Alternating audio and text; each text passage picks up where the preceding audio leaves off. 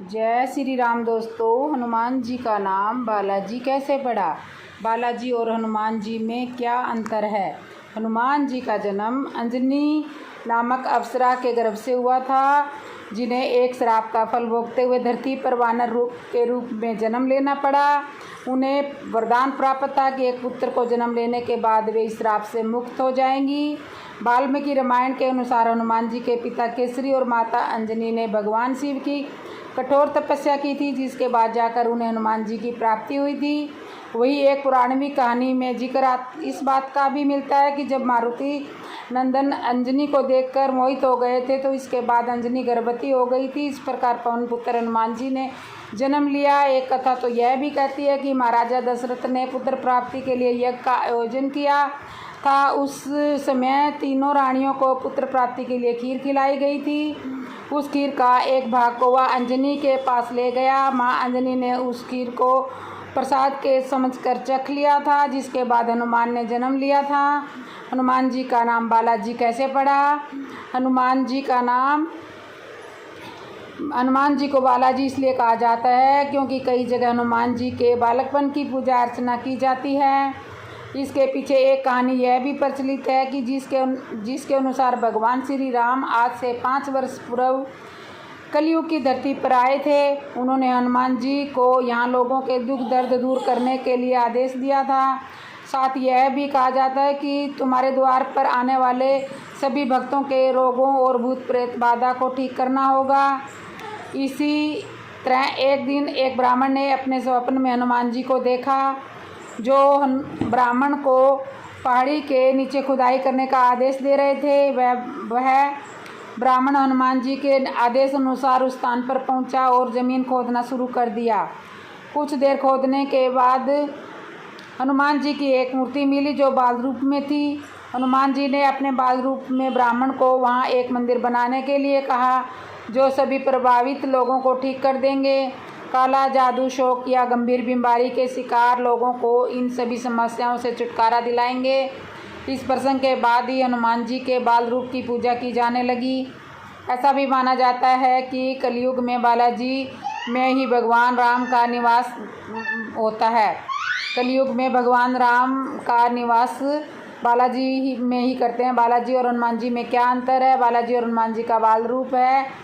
बालाजी हनुमान जी का बाल रूप है, जबकि हनुमान जी उनका प्रौढ़ावस्था रूप है। बालाजी स्वभाव से बेहद चंचल और शरारती प्रवृत्ति के माने जाते हैं, जबकि हनुमान जी दृढ़ संकल्पित है, जो अपने उद्देश्य को पूरा करने के लिए ही दम भरते हैं। हनुमान जी के पुत्र का नाम क्या है? हनुमान जी के पुत्र का नाम मकरध्वज है। ये वही मकरध्वज है जिनसे हनुमान जी का युद्ध हुआ था, जब वे अहिरावण के चुगल से श्री राम और लक्ष्मण जी को बचाने गए थे। हनुमान जी के जीवन से हमें क्या प्रेरणा मिलती है? हनुमान जी के जीवन हमेशा सदा ही चुनौतियों से भरा रहा है, लेकिन उन्होंने विकट परिस्थितियों में भी कभी हार नहीं मानी। यह हनुमान जी का पहला ऐसा गुण है जो हमें प्रेरणा देता है।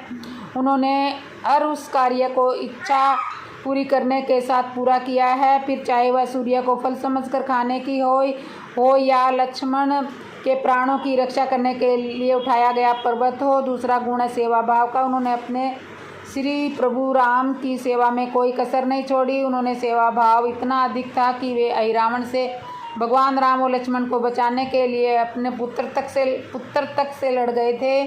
तीसरा गुण जिसे हमें सीखने की ज़रूरत है वह निडरता। वे हर बुरे संकट में निडर होकर लगे रहे हैं। किसी भी कार्य को करते हुए उनसे किसी तरह का डर नहीं था। तभी तो उन्होंने रावण की लंका में अपनी पूंछ से आग लगा डाली। यदि आप रामायण के हर एक पात्र का गहराई से आकलन करेंगे तो उन सभी में कोई न कोई ऐसा गुण विद्वान होगा जो हमें प्रेरणा प्रदान करता रहेगा। हनुमान जी शिव के कौन से अवतार हैं? हनुमान जी शिव के 11वें अवतार रुद्र रूप हैं।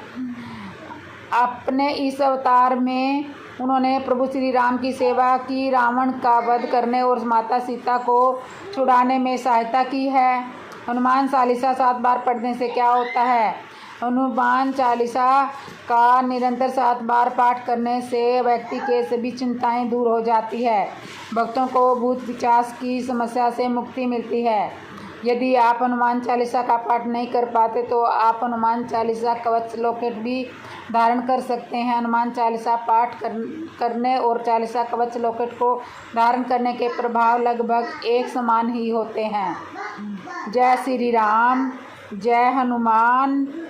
दोस्तों, आपको ये जानकारी कैसी लगी कृपया कमेंट में ज़रूर बताएं। वीडियो पसंद आया हो तो लाइक शेयर कमेंट करें और ऐसा ही और भी बहुत सारी वीडियो और कहानियाँ सुनने के लिए चैनल को सब्सक्राइब कर लो और कमेंट में लिख दो जय श्री राम, जय हनुमान, जय बालाजी, जय शिव शंकर, जय माता रानी।